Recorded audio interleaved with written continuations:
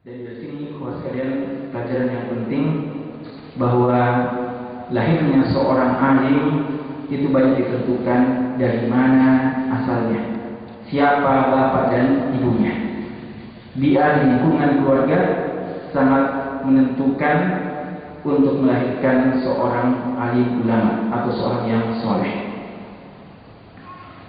Ini sedikit tentang Mubarak, bapak dari Abdullah. Tempat datangnya lahir beliau.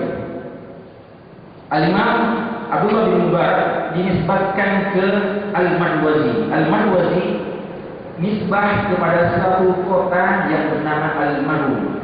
Ya, Al-Marwazi dinisbahkan ke satu kota yang bernama Al-Maru. Dan Al-Maru salah satu kota di daerah Khurasan. Ya, Khurasan itu daerah wilayah sekitar Iran kalau zaman kita sekarang ini.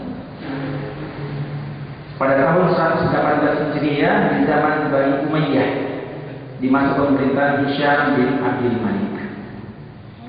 Di sini juga satu hal yang penting kita perhatikan, ternyata beliau bukan orang Arab. Ya, beliau ternyata bukan orang Arab.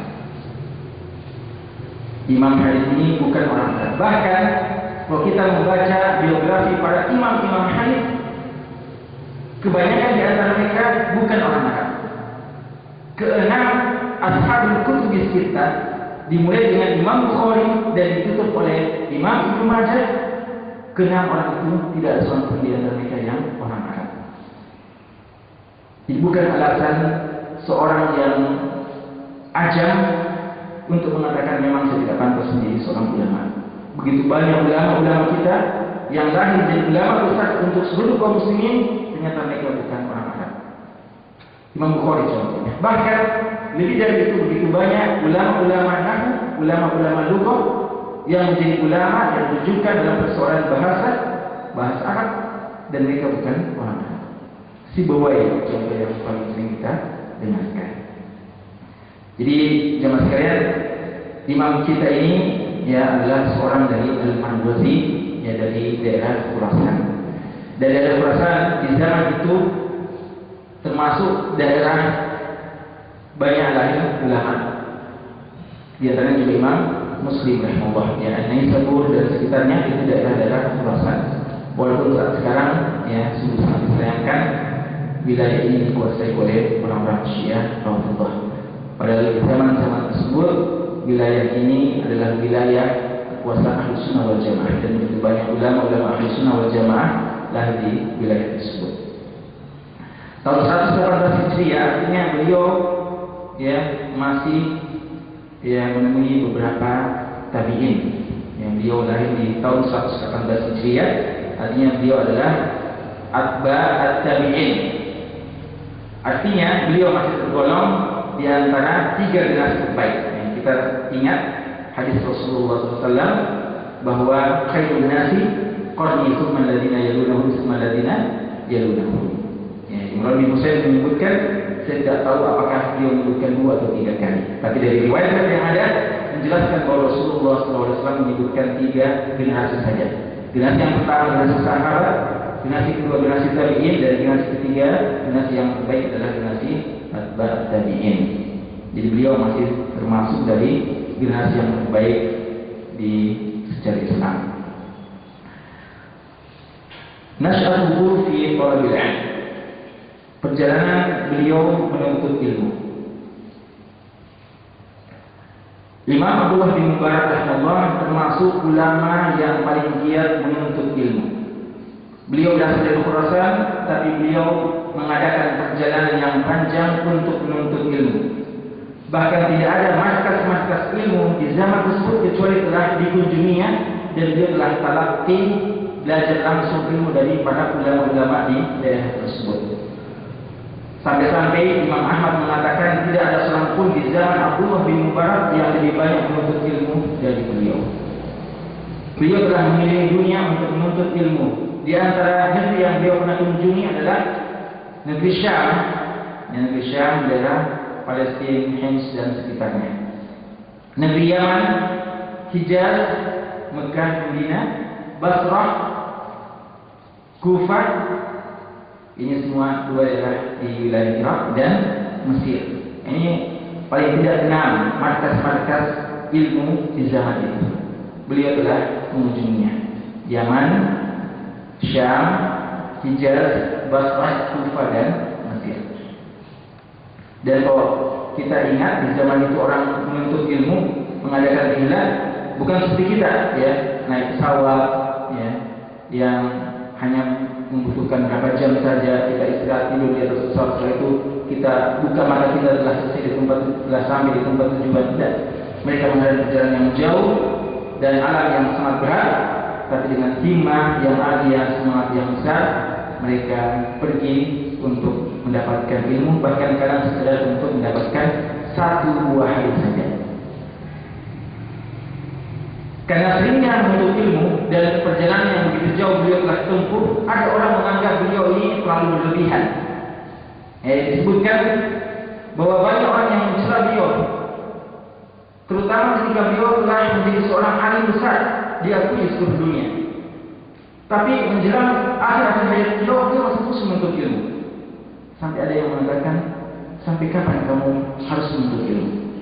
Beliau menegaskan ilal mamat, sampai saya mati. Dan ini sama prinsipnya dengan Imam Ahmad dan Imam Syafi'i rahimahullah yang mengatakan ma'al mahbarah ilal makhbarah, bersama pena kami masuk ke liang kubur. Dan ini makna dari perkataan yang terkenal, utlubul ilma minal mahdi ilal lahmi, tuntutlah ilmu dari buayan sampai ke liang kubur. Ini bukan hadis, tapi pernyataan yang benar maknanya. Kita menuntut ilmu sampai kita meninggal dunia. Kenapa harus kita menuntut ilmu sampai meninggal dunia? Kata Imam Abdullah bin Mubarak, jangan-jangan ada satu ilmu yang saya sangat butuhkan, belum saya tulis sampai detik ini. Jangan-jangan ada kalimat yang kalimat ini menentukan tempat saya di surga berat yang belum sempat saya tulis. Maka saya terus mencari dan mencari ilmu selama Allah masih mengizinkan.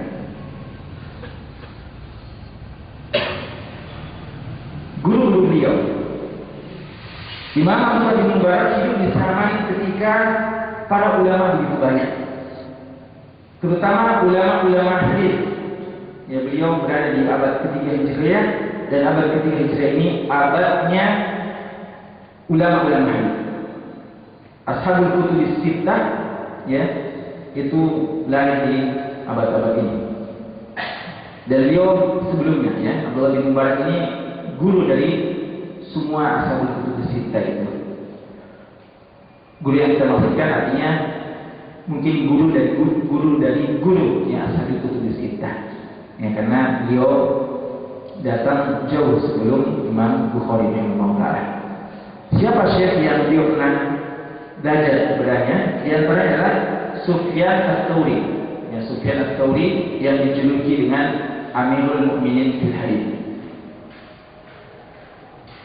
Yang lainnya adalah Sufyan bin Uyainah. Sufyan bin Uyainah ini sama dengan Sufyan Ats-Tsauri. Ya, Sufyan Ats-Tsauri adalah Sufyan bin Sa'id bin Mas'ud Ats-Tsauri, dan sering digelar dengan Sufyanan, dua Sufyan, yang dua Sufyan. Dan dua Sufyan ini adalah imam ahli hadis di zamannya. Kalau Sufyan Ats-Tsauri digelari sebagai Amirul Mukminin fil Hadits di daerah Irak, adapun Sufyan bin Uyainah beliau di daerah Hijaz, di daerah Mekah. Bahkan Imam Malik pernah mengatakan seandainya bukan karena Sufyan bin Uyainah, ya, atau Imam Syafi'i mengatakan seandainya bukan karena Imam Malik dan Sufyan bin Uyainah, maka hilanglah ilmu dari negeri Hijaz. Jadi dia adalah imam besar di Mekah. Yang lainnya adalah Imam Malik bin Anas. Ya, Imam Malik bin Anas, imam yang dikenal sebagai imam dari Hijrah, ya, imamnya kota Madinah. Yang lain adalah Syu'bah bin Hajjaj.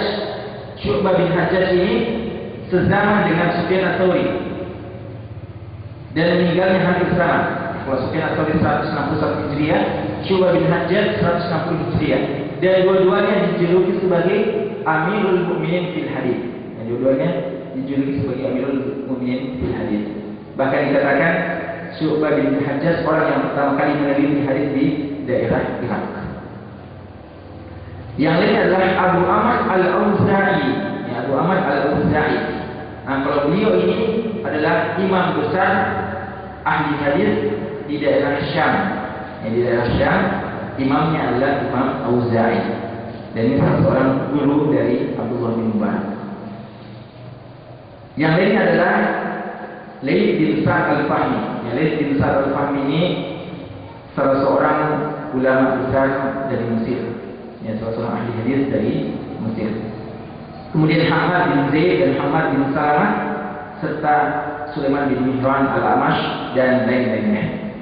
Jadi semua imam-imam ini yang kita sebutkan adalah imam yang kita akan dapatkan namanya dalam buku-buku hadis. Kalau kita baca Sahih Bukhari, nama-nama ini termasuk nama-nama yang paling akrab kita dapat dalam sanad-sanad Sahih Bukhari. Ya, sebelum sholat Isya, kita bahas sedikit tentang murid-murid beliau. Yang tadi guru-guru beliau. Sekarang siapa murid-murid beliau? Kalau kita baca buku sejarah, buku yang membahas tentang sirah Abdullah bin Mubarak, ternyata sebagian guru beliau juga masuk dalam deretan murid beliau. Yang Sufyan Ats-Tsauri yang tadi kita sebutkan guru beliau, ternyata juga dimasukkan ke daftar nama-nama murid dari Abdullah bin Mubarak. Karena memang ahli hadis begitu.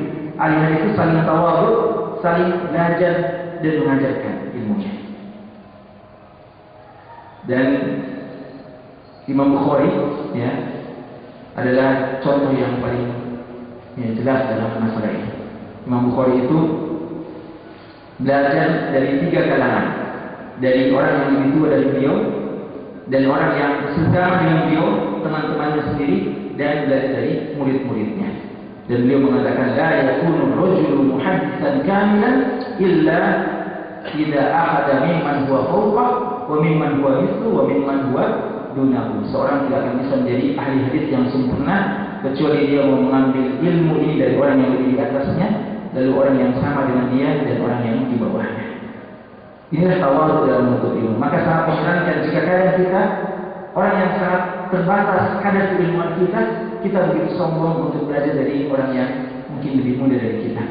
Padahal orang sekali Imam Bukhari saja tidak pernah merasa sombong untuk belajar dari murid-muridnya. Kita kadang berkata, saya tidak mau belajar dari ustaz ini dan ustaz itu. Padahal apa salah yang kita belajar dari seorang teman kita yang mungkin pernah mendengarkan sebuah ilmu yang tidak pernah kita dengarkan. Umar bin Khattab saja sudah janjian dengan tetangganya. Dan ini dijudulkan oleh Imam Bukhari at-tanawwu fil 'ilm, saling bergantian menghadiri majelis ilmu. Umar bin Khattab sudah janjian kepada tetangganya, kalau saya hadir di majelisnya Rasulullah, maka pulang nanti saya ceritakan apa yang saya dengarkan dari Rasulullah SAW. Dan kalau sebaliknya kamu yang datang, kamu yang ceritakan sama saya. Pada siapa tetangganya? Tetangganya tidak sehebat Umar bin Khattab. Tapi begitulah ilmu ini. Dia kadang datang dari orang yang lebih rendah dari kita. Tapi selama dia kebenaran, perlu untuk kita ambil. Ilmu ini tidak seorang di antara kita yang mampu untuk mengambilnya secara keseluruhan. Dia dibagi-bagi oleh Allah Subhanahu wa taala. Di antara murid beliau Nu'aim bin Hammad. Nu'aim bin Hammad ini salah seorang gurunya Imam Bukhari. Jadi murid beliau adalah gurunya Imam Bukhari. Berarti Imam Bukhari yang masih 2 beliau dari bawah Imam Abdullah bin Mubarak. Nu'aim bin Hammad ini seorang ahli akidah, seorang imam besar di bidang akidah. Di antara murid beliau juga adalah Ahmad bin Hanbal, Imam Ahmad, pemilik kitab Musnad yang digelar sebagai imamnya Ahlus Sunnah wal Jamaah. Di antara murid beliau juga Ishaq bin Rahawai. Ishaq bin Rahawai ini salah seorang ahli hadis dan ahli fikih yang karenanya atau salah satu disebabkan wasiatnya lah hingga Imam Bukhari menulis Sahih Bukhari. Sahih Bukhari itu lahir dari nasihat Ishaq bin Rahawai.